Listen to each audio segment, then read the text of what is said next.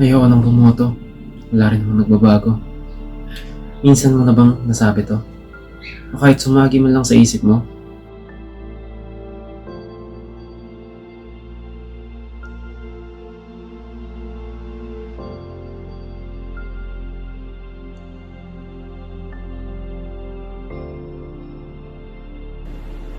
Sabi ni John Stuart Mill, Sa isang demokrasya, ang pagboto ay hindi lang tungkol sa pagpili ng leader.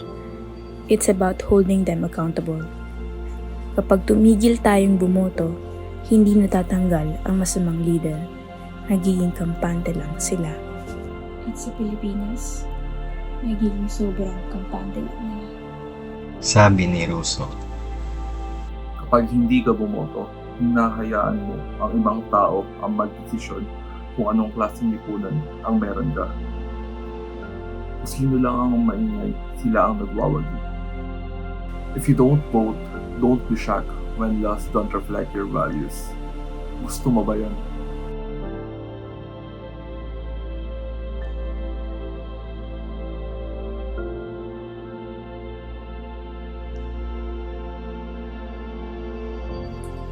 not voting means handing power to those who don't care about you. Familiar ba? Pilipinas. Ikaw ba yan?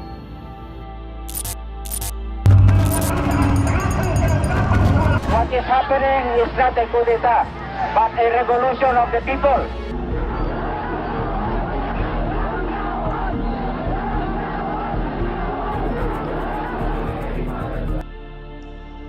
Pero may magagawa tayo. Change happens when people participate.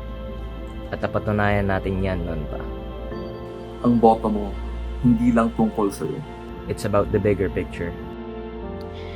Ang eleksyon ay hindi lang para sa mga politiko. Para ito sa bayan. Sa kinabukasan mo, sa pamilya mo. Sa 2025, hahayaan mo bang ibang magdesisyon para sa'yo?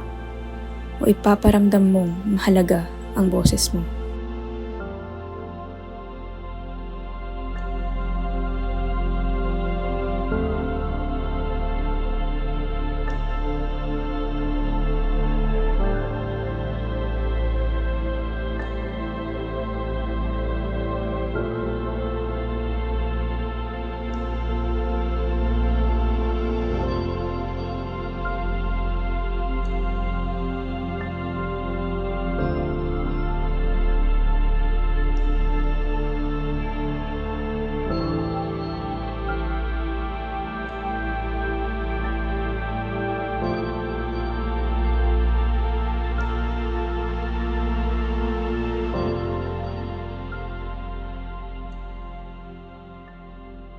Kabotante, Kabotante. Kabutante.